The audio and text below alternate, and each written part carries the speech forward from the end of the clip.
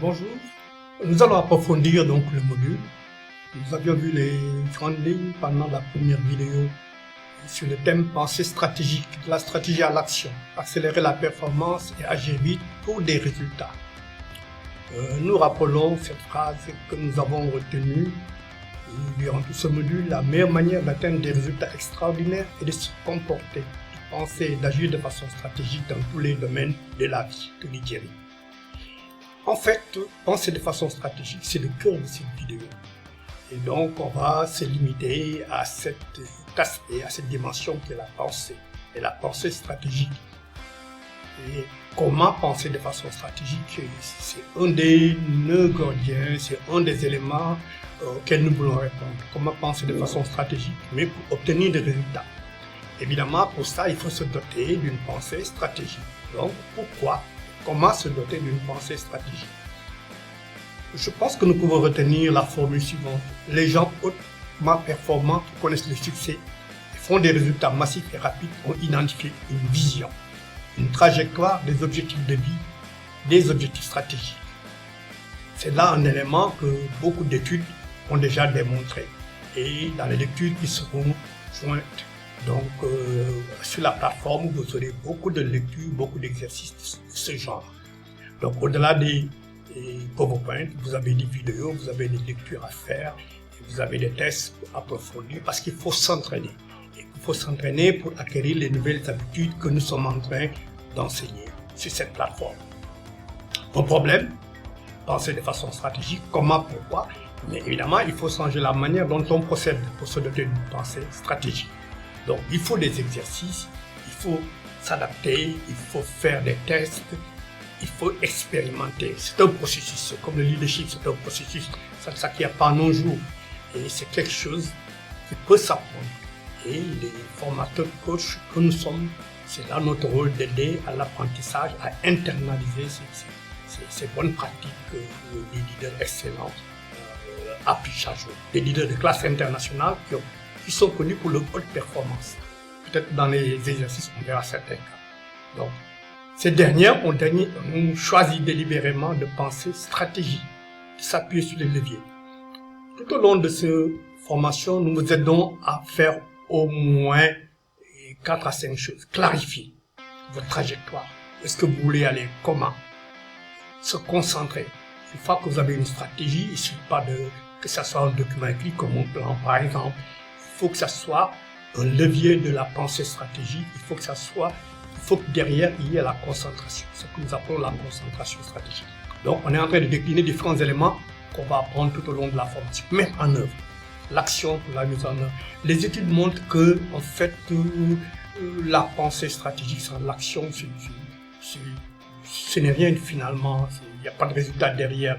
Mettre en œuvre pour l'action pour atteindre des résultats, des impacts, démultiplier, par exemple 1 à 3 à 4, un objectif généralisé, ça, faire des impacts au niveau des populations, au niveau du client, tout dépend de la position que vous occupez. Croire au leadership, miser sur le leadership. Dans tous les modules que nous avons sur cette plateforme, nous insistons surtout sur le leadership transformationnel. Maîtriser sa propre vie, maîtriser ses propres passions, maîtriser sa profession, les enjeux de sa profession, la maîtrise de soi, la maîtrise des autres, la maîtrise de ses relations. Donc voilà des éléments que nous allons approfondir tout au long de cette formation. Donc, les 3 leviers de cette pensée stratégique sont la capacité de penser de façon stratégique, la foi. Rien n'est possible sans foi. D'ailleurs, l'adage dit, avec la foi, on peut renverser des montagnes. La résolution, la conviction sont des éléments.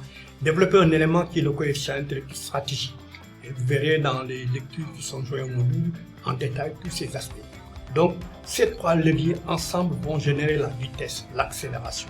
Parce que vous avez une vision qui est claire, vous savez où aller, comment y aller, pourquoi, vous êtes convaincu, vous avez développé les capacités d'analyse stratégique qu'on va étudier sous l'angle d'un test très important pour ce module.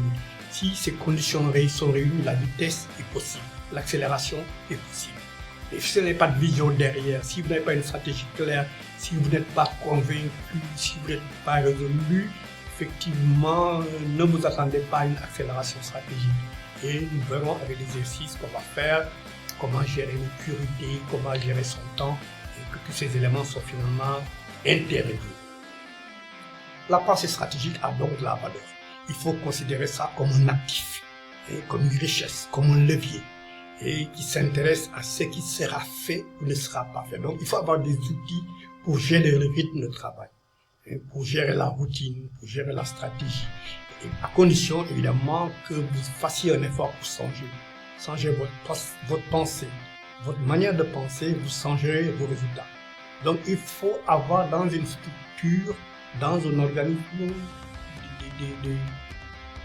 des richesses humaines, intellectuelles, qui aident à la réflexion, qui permettent à la pensée intentionnelle de se développer, qui anticipent les résultats et les impacts. Le leader a besoin de conseillers, de coachs. On a toujours besoin d'un coach, on a toujours besoin d'un conseiller. Et je crois que nous l'avons déjà dit, quelque part, un est un tout petit monde pour atteindre la grandeur. On n'entend pas les performances tout seul, on les attend avec les autres. Et dans le module, nous montrerons comment on peut créer, comment on l'appelle, des équipes de proximité, la loi du cercle rapproché, quel type de cercle rapproché on doit mettre autour de soi. Le succès est une œuvre collective. Et c'est un peu l'idée qu'il y a. Et maintenant, pour terminer un peu ce module, répétons les 10 questions que nous avons mises en ligne, écrites dans pas mal de documents sur cette plateforme. Premièrement, vous devez réfléchir pour savoir en quoi suis-je vraiment bon. Je ne suis pas bon dans tout. Il ne m'appartient pas de tout faire. Il y a des gens plus doués que moi pour le faire. Je dois responsabiliser ces gens. Je dois déléguer. Je dois connaître mon vrai talent. Je dois connaître les talents des membres de mon équipe. Et cesser de faire ce pourquoi je ne suis pas, j'ai pas le talent. Et je dois concentrer mes efforts dans ce que j'aime faire. Évidemment, vous me direz, ce n'est pas toujours à vous de décider, c'est votre supérieur, etc. Mais faites le maximum pour concentrer vos efforts dans vos talents. Et les gens, quand ils voient que vos talents produisent des efforts, ils auront tendance plutôt à vous faire confiance dans ce domaine. Donc, connaissez vos talents, les talents des membres de vos équipes, les talents des autres, vos forces, vos faiblesses. Visez sur ce que vous savez faire le mieux. Entourez-vous des gens. Il y a une old saying, comme disent les anglophones, c'est quelque chose que l'on dit toujours, une sorte d'adage, et que vous êtes la moyenne des compétences des gens qui vous entourent. Donc, entourez-vous bien. Votre compétence est le reflet des gens qui vous entourent. Si vous êtes bien entouré par des gens compétents, vous êtes probablement beaucoup.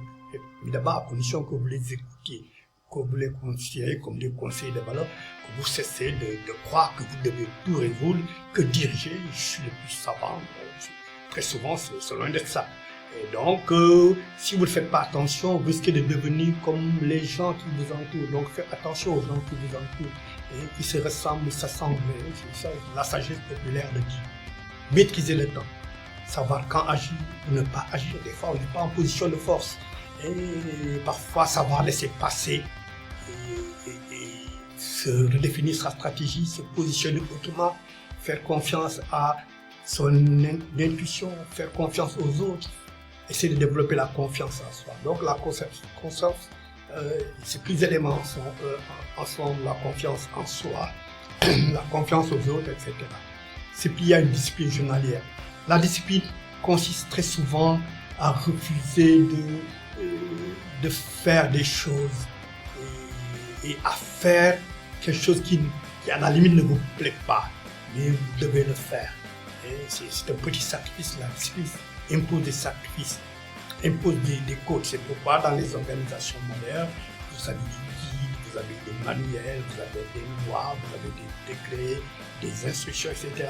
Et c'est la discipline qui vous permet de vous adapter à cela. Prêtez attention aux détails. Et nous verrons plus loin dans un module très élaboré la différence entre macrovision et microvision. Les gens n'ont pas forcément les mêmes attitudes. Certains ont une macrovision très développée, d'autres une vision de détail. Mais l'idéal pour une organisation, c'est que ces compétences se complètent. Et je pense que les dirigeants doivent veiller à ça.